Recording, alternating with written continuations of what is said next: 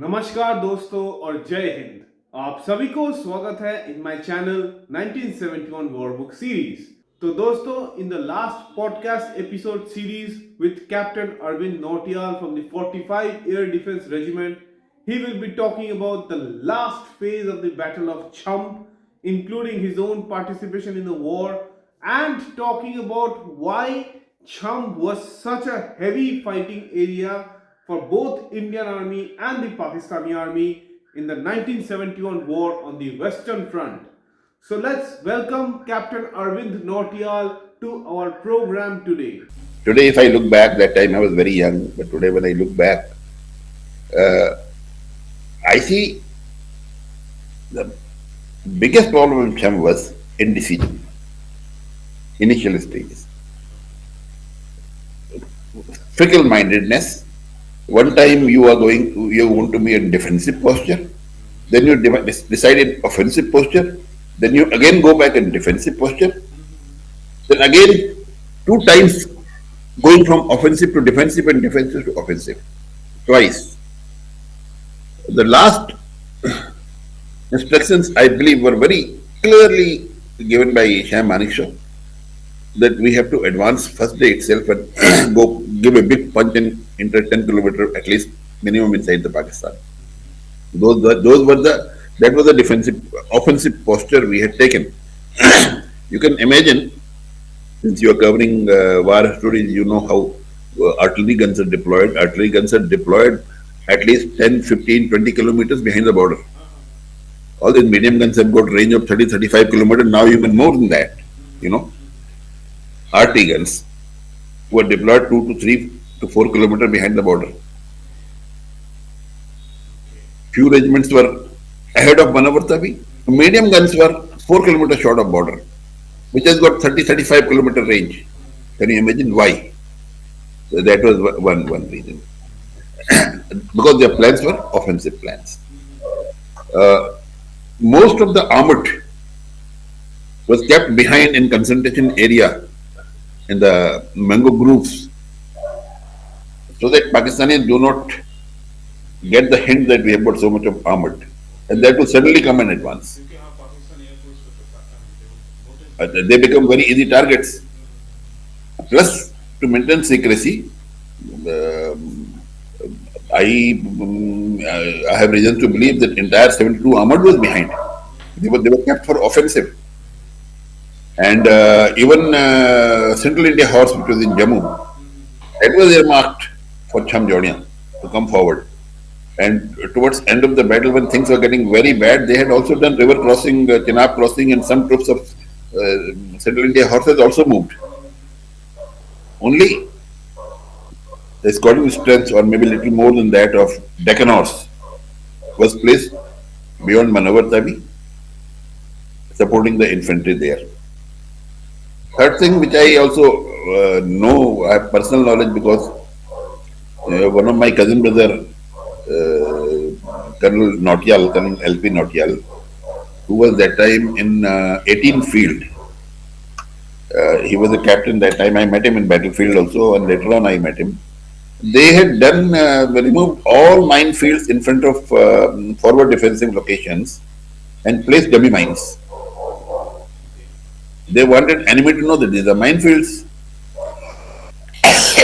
whereas these were dummy mines, so that our troops can straightway move. In all probabilities, 191 Infantry Brigade would have been sitting there, and from behind 68 Infantry Brigade would have gone ahead with Jats and Kumaun and this 5-8 Gorkha rifles and 72 armored. They would have gone ahead. These are now today known to me. And last minute, again changing from offensive to defensive. I believe this decision was given sometime around 1st of December or so. 1st of December or so, around till that time we were all set to go and attack them. Matter went, main battle was being fought in Bangladesh. That is where activity was there. Here we were preparing to hold them. So when this was informed to Indira Gandhi, I believe, he said, no, nothing doing. We are not going to attack. We are only going to hold there. Our target is Bangladesh. We should not drift. We should focus on Bangladesh. Here we should have only defensive position so that Pakistan cannot enter in our territory. We are not fighting here. Are you getting me what I'm trying to say? Now, that communication came to us on first, to the best of my knowledge. Now, on first it has come, now we work it again relay minefields. Where is the time? And before we could go ahead and relay the minefields, all these troops in front became sitting ducks. But they advanced with massive armored and infantry, and they had nothing to hold them excepting the infantry deployed there. Otherwise, a lot of casualties would have happened in the minefield while crossing minefield, and then we had a lot of time to counter them. So it has happened because of indecisiveness. And if you see Indira Gandhi today, if you look back, in one way she was right in a decision that we have nothing to do with fight with Pakistan. We have to liberate Bangladesh. And why we have to liberate Bangladesh? Because the huge influx of refugees is coming in few crores, which we cannot sustain. Our economy is getting shattered. We can't manage anything. So to ensure that that doesn't happen, to restrain Pakistan from creating this kind of situation, and then to support Bangladesh, because whatever atrocities Pakistan was committing on East Pakistan that time, we went in support of Mukti Bahani, which was fighting the battle to liberate East Pakistan, Bangladesh from the clutches of Pakistan. We went in supporting that. Now, in the process, West Pakistan would have attacked us. So we have to defend ourselves. Whereas General said, planned in certain areas offensive posture. Any general will plan, but when you're fighting a battle, only defensive battle you cannot fight. Now here it was an offensive battle to be fought, which once earlier made defensive, then again made offensive, then again on first night, I believe, it was told that no, go back to defense. Where is the time? Had this order come 1 week in advance, things would have been different. So, It's a mess up on the highest scale, not even like a regional scale, at the yes. highest scale. So I have some knowledge about it after meeting some senior guys in army later on in the life. And from them, whatever I learned, that it was Sartar Singh himself, I believe, was pissed off of his offensive plans being helped, and suddenly going into defensive, and then this is what was And I happening. think a lot of pressure even came up to General Jaswant Singh himself. Like, Oh, obviously, Jaswant Singh was a great soldier. A lot of pressure came. You place yourself in place of General Jaswant Singh. What will you do, yaar? दिमाग खराब हो जाएगा sir. तो दिमाग खराब हो जाएगा आदमी का, करेगा क्या? He was a great general. There's no doubt about it. That's why Uh, Indira Gandhi said to him when he met him in 72 that he fought the toughest battle, I guess. yeah, it was toughest battle. Achha, you see, another thing which I would like to tell you, I think I have earlier also mentioned this. After war, everybody was shunted out from, every general was shunted out from Chamb. General means brigadiers are also general, they were one-star generals. All general officers were shunted out from there as a punishment. Immediately after war, General Jaswant moved as a Comjune commander somewhere. General R.K. Hajari, he moved as deputy commandant in IMA, I believe.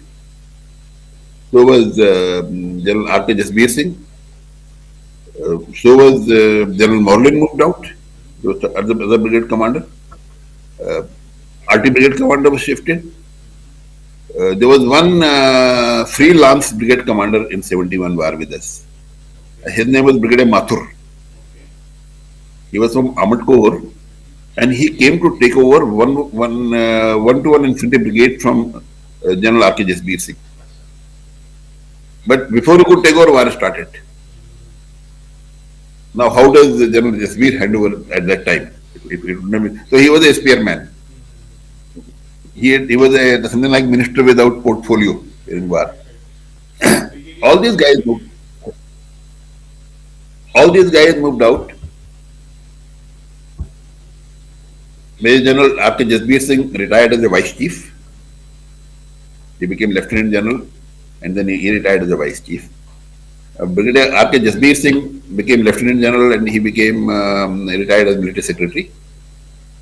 General Hajari became lieutenant general, and he was Western Army commander. He retired. Brigadier Morgan became a major general. He commanded a division, and then he retired. And I think he took premature retirement, and he moved to Australia. Brigadier Mathur, I don't know about him, but that he was not involved in the operation. Only guy who did not go up was Brigadier Srinivasan, RT Brigade commander. And that could happen because in RT, he was within the corps, promotions were very limited. And those days in RT, after brigade, there was only one major general who will become director RT. So, among so many other competitions, he might not have got it, but every single guy who was sacked initially was later promoted because once the review happened, they acknowledged that after creating so much of faux pas, लड़ेंगे नहीं लड़ेंगे attack करेंगे defence में जाएंगे all kind of things and then this kind of thing happening and then that performance was commendable and we did not allow them to cross Manavar Tavi. We held them back at Manavar Tavi. So it was definitely a great achievement. Sometimes when I look back and I see that famous saying that soldiers live by chance, love by choice, and kill by profession. And that exactly I have seen happening, living by chance. In my case, in 12 hours time. The first thing was that about within 18 hours. First thing was that when my battery commander asked me to go and take over command of second section number 2 at Manavartavi, and when I was ready about to leave, I think it was destiny which was every time guiding or blocking in my particular case, and I very strongly believe in that. When I was about to leave, he called me back. He said, no, you don't go, you stay with me. Because I was holding the command post. And he told my battery senior JCO, Sridhar Varghese, that you go and you handle that section. Because that section was just on the back of Manavartavi where a lot of fighting was going on across. What happened that night, I told you. 216 medium attack, debacle, one of our gunner getting killed there, then troops abandoning those guns. They did fight for some time, but then they could not withstand such a massive attack from Pakistani infantry. Then they fled to the Butmandi height, and later on they were sent back. Had I been there, two things would have happened. Either I would have held back, I kept fighting and got martyred. But how long you will hold them? Or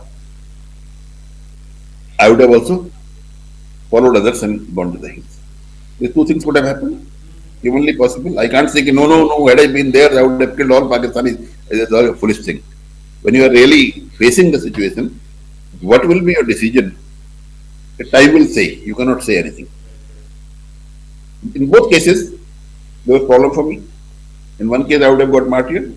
In other case, I would have gone to the hills and then faced problems and subsequently got court-martialed, which happened with Sridhar Varghese. When he was being court-martialed, when the process was to start, he was given an option whether do you want to resign or you want to go to court-martial. He resigned. Second was going in front of those tanks when they were directly firing on us. That's the story I have covered. Bullet could have hit me, but they were firing, and this is what Hundal said, that we were firing to kill you. You survived, your good luck. And the next morning, when we were going from section number 2 to section number 1, when we were attacked on the way and we started returning fire, my Stain gun did not fire. Although that would have been a useless weapon against both sides. We were firing with rifles. It would have been, but it did not fire. I was lying down, cleaning its breech block, reassembling it. Destiny was preparing me for the next route. Exactly. When I look back, destiny was preparing me there at that time. This should happen. Had that not happened, I would not have planned it. And thereafter, when we were going and when our jeep was ambushed, when that ambush was laid and when I opened my strength fire on them, it fired beautifully well and they dug down and we crossed the ambush. Thereafter, after few minutes, I got a very strong feeling, come what may, I am not going to get killed in battlefield. One after other, if chances are coming, destiny is even making me to clean my weapon first before getting into another round. Had my weapon not fired that time, all three of us would have been killed. These things that time you don't realize, but once you look back and you see that it is everybody's destiny guiding things how it will go. That is it. I have written quite a lot on this 71 bar. What I have seen, what I have narrated on that only, not as a military historian or I can't call myself military historian. The guy who has done a lot of study, whether he has fought war or he is a civilian, but not me.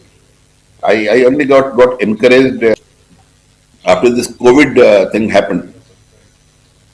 And then, fortunately, I found that what a beautiful computer is human mind. So you dig more and you keep on digging out, and things are looking as if it was yesterday. After almost 50 years, recapitulating things and getting it back, that's one of the finest computer God has made, human mind. But one very small thing I will tell you, very small thing. In 1970, we had golden jubilee of our commissioning. We were commissioned in March 1970. The core committee was formed to manage the affair. All of us decided to go to OTA Chennai and celebrate it there. They also got me in the core committee. I said, look, I have served only 5 years and after that I have disappeared. So what will be my contribution? But they insisted me to be with them. And they gave me a task to locate all course mates. 408 of us passed out. I left after 5 years. Many served 35 years. How do I locate? I was in a totally different field. I was in corporate world. No connect, nothing. So once they gave me a task, I said, okay. So I knew 3 guys in Dehradun, my course mates, who were living here after retirement. So I asked them that, look, one by one, that whom all do you know? You tell me. So everybody talked about him and other 2 and me. Same reply. I said, how do I find out? So first of all, I approached Army headquarters through some of my friends and relations, the senior guys in Army, and I got a list from the Adjutant General's branch. These are the guys who passed out. Now, when you go to the academy, then you are divided in different companies. All together, you are not together. You are in 2 battalions, and each battalion has 3 companies. So my company guys, by and large, I remembered their names. Little bit, very little, very vague. But other companies, I won't know. And because since we are not from NDA where people live 3, 4 years together, we live only 10 years, 10 months short service. So I had a group photograph, and I kept that photograph in front of me. So that passing out day good photograph, and then every day the process took about 4 years. We started from 2016. I used to see, okay, this guy, who is this guy? very tall Sikh. But I will focus every morning. I'll get up at 6 o'clock, keep that photograph, and then start thinking, focusing on him. After 2 days, I came to know that we used to call him Khaji. Khaji means khajur ka ped. Tall, tall. Khaji, Khaji, ये Khaji है. Khaji, Khaji, Khaji. But now दिन रात मेरे mind में Khaji, Khaji, Khaji is moving around. Next day when I saw Khaji, I said his name is Gurnam Singh Kalo. I got his full name, Gurnam Singh Kalo. Well, first I got Kalo, after a few years I got Gurnam Singh Kalo. And then I got he was commissioned in 9 Jat. Now I focused on him. Now, how to get Gurnam Singh Kalo? I asked few coursemate, nobody knows. I approached one of my relation here who was in Jat regiment, Colonel Dangwal. He said, I will get you. I know him, I will get you. He talked to the center and got me his number. I contacted him, got him in the list. That way, I got 100% McTeal. My company was McTeala company. I got 100% McTealians. My mind got them. Mind में whatever is written, it never gets erased. It is only you got to make efforts to dig it out.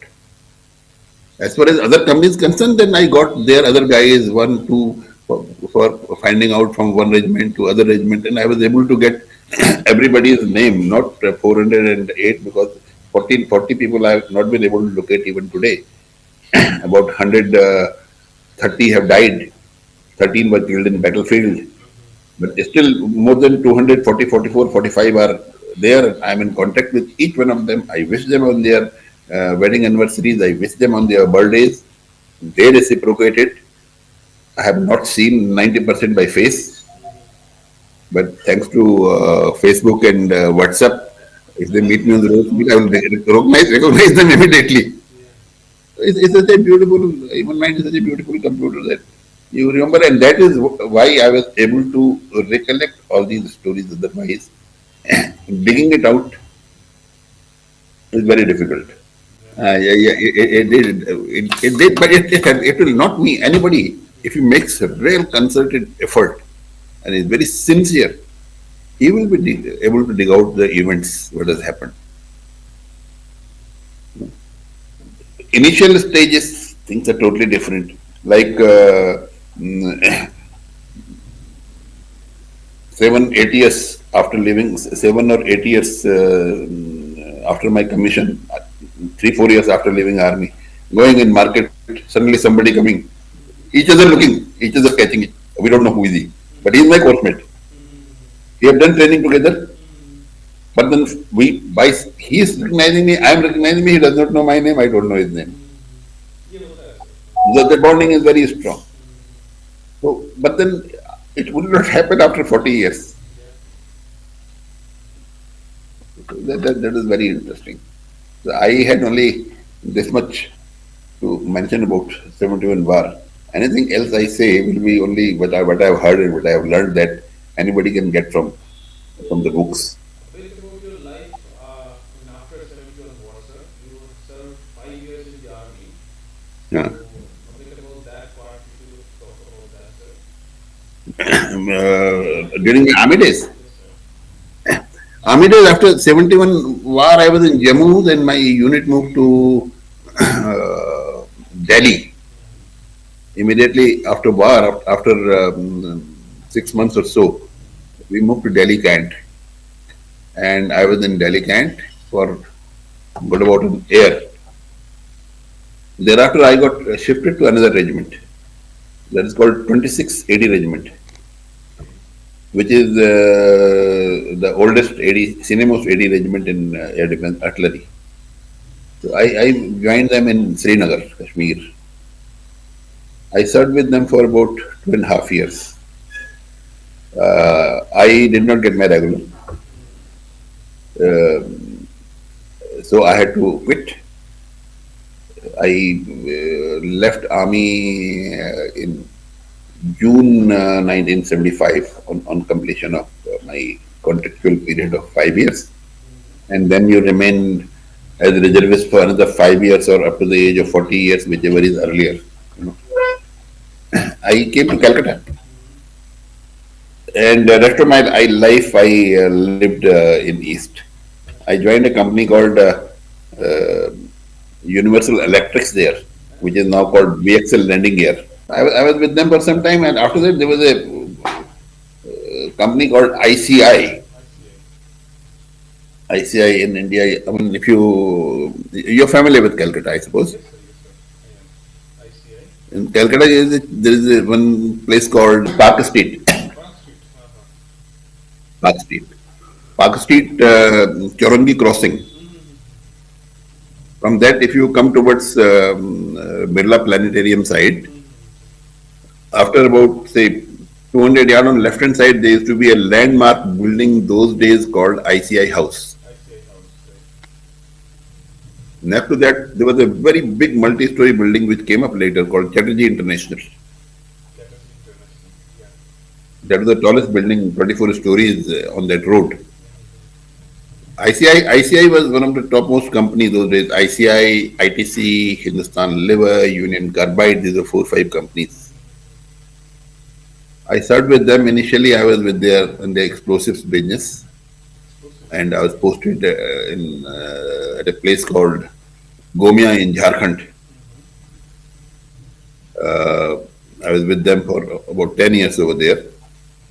Thereafter, I again got transferred back to the corporate role in the corporate office in 34 Chorangi.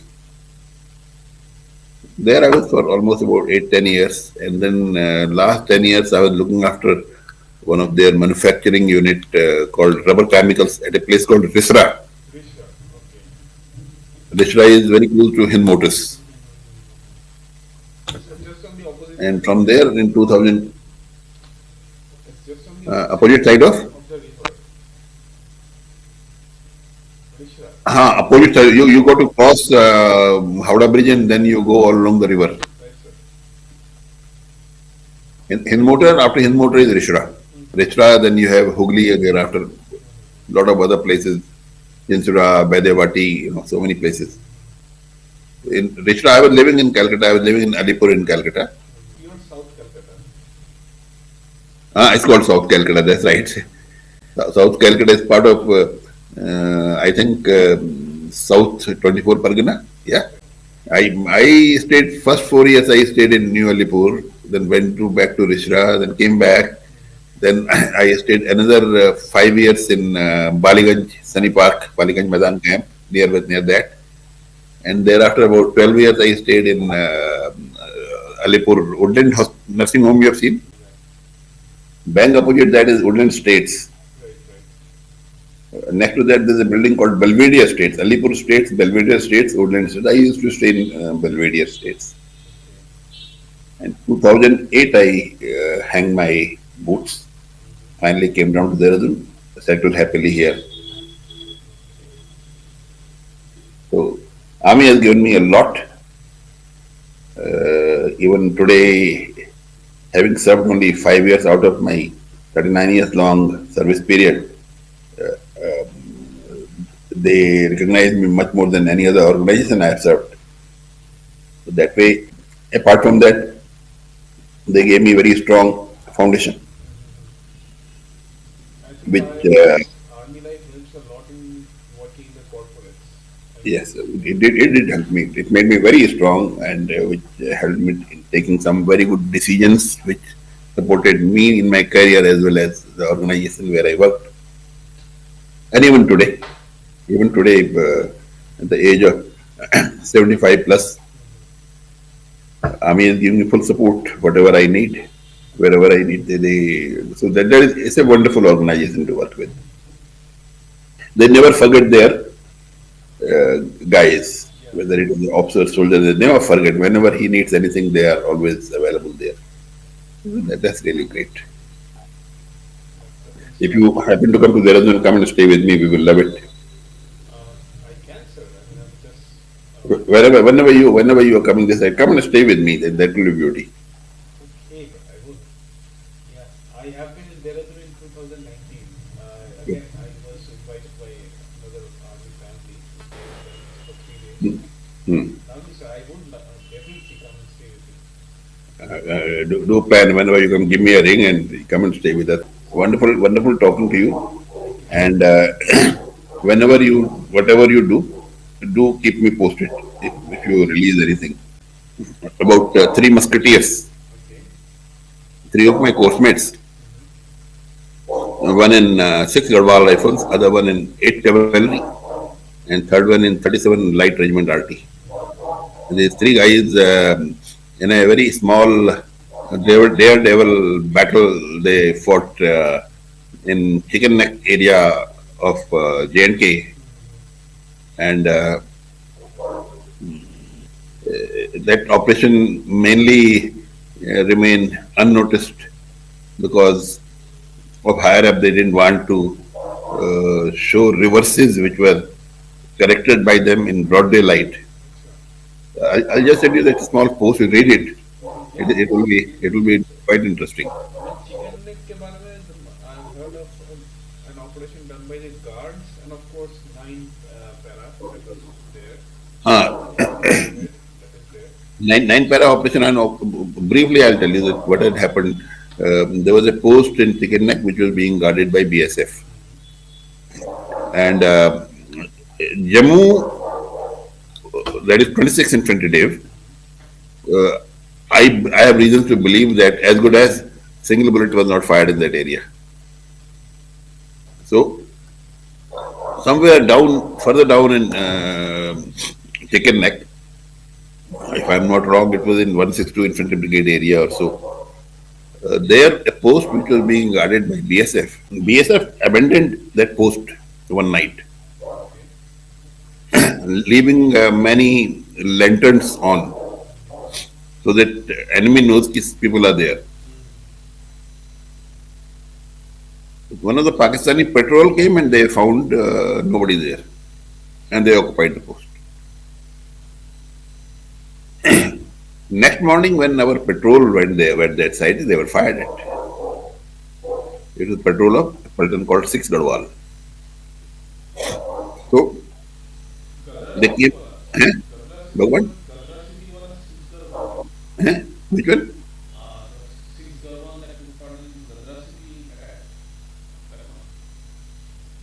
Exact that name I am not able to recollect, but this is what happened there. And General Bakshi was Dip Commander, 26 Infantry Div.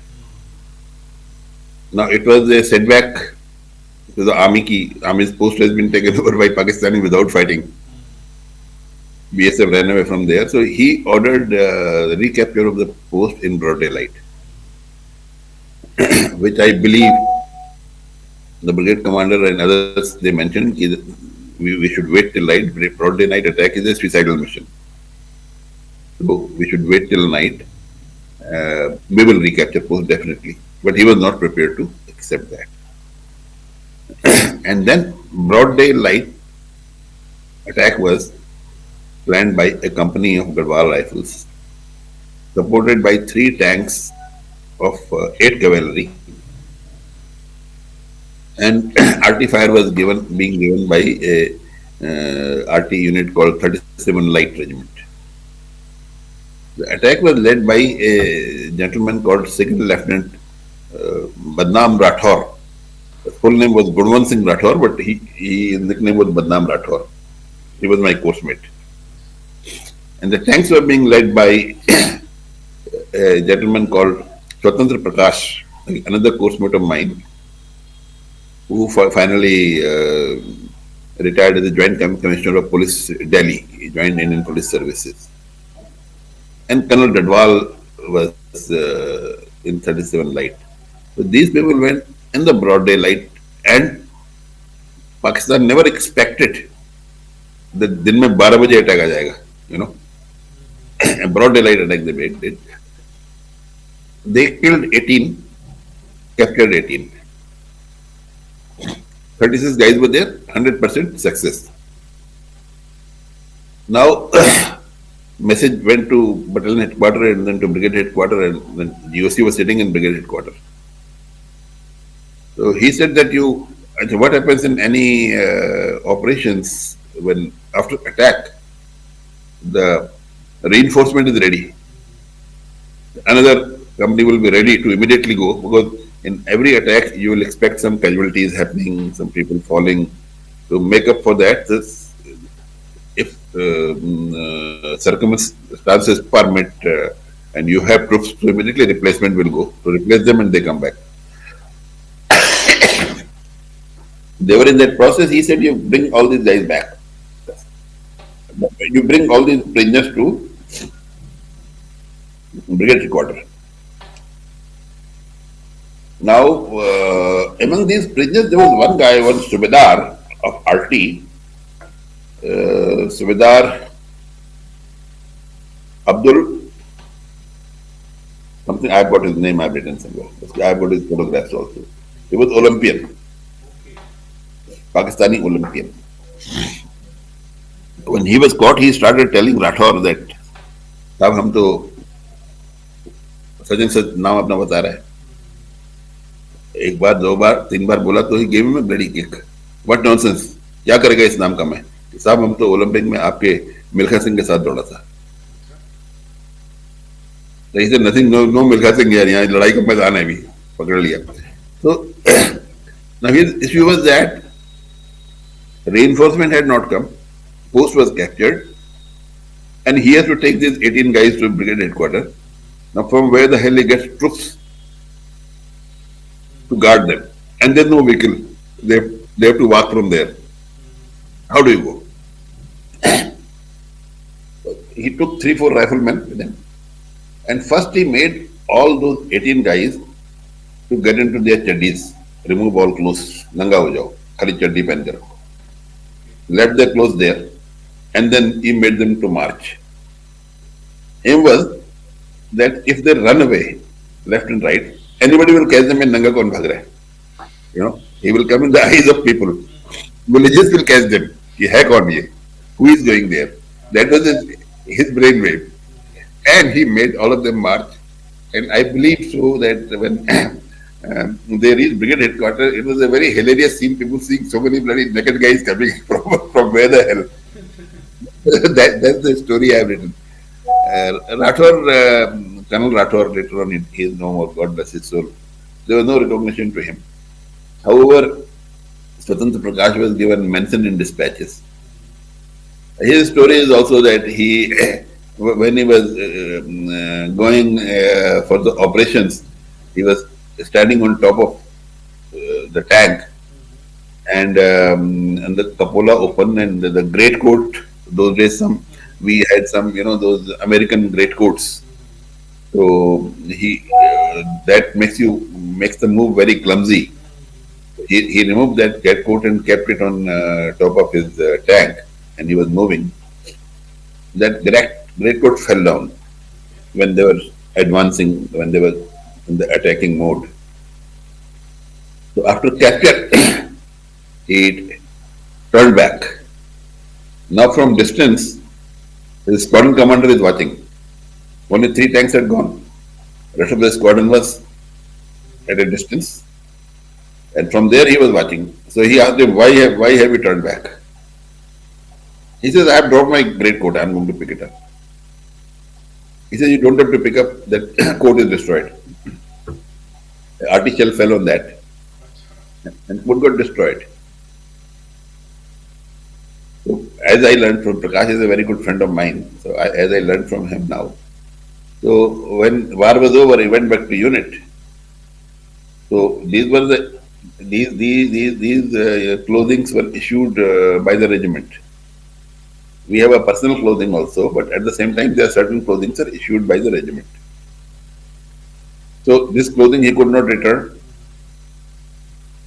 on which his commanding officer ordered inquiry against him and told his squadron commander to hold an inquiry against him, that why this coat, he is not able to return it, and why should action not be taken against him.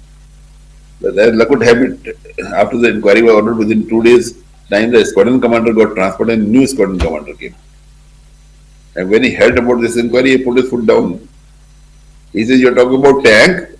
He would have not come back. A human being your tank would not have come back. Your tank would have been destroyed. Your commander would have been destroyed. You're talking about one coat? What a silly thing to ask. Earlier, squadron commander was, there are career conscious guys who who are yes men, who don't take any pangas, just follow. There are certain guys who will call a spade a spade. This guy was like that, okay, so whatever you want to do, it is, but this is all nonsense. When he put his foot down, then commanding officer had to rethink he is doing a absolutely stupid thing. In this whole thing together, I have written a small story, which I will send it to you. Yeah, please do, sir. I'll post it in my page with your reference, of course. You can do that. And I have written a lot of small stories like this about different army and civil both I write, but then I write in different columns. Right. Very interesting. This is 71 war Thank you, story. sir. Thank you. We lost 13 course mates in 71 war. 13. 13. Okay. So that's really wonderful. It's really a pleasure talking to you, sir. Eh? It's a pleasure talking to you, sir, on this Chamb incident, especially. Yeah, I mean, if I get anything else in mind, I'll just send you on WhatsApp. Yeah, yeah, please do, sir. Otherwise, most of the things, whatever I remembered, I have covered. That's good. Yeah, yeah, that's really good, sir. Take care. All the best. I will, sir. You also take care. God bless you. Do remain in touch. I will, sir. I will. Take care. Bye.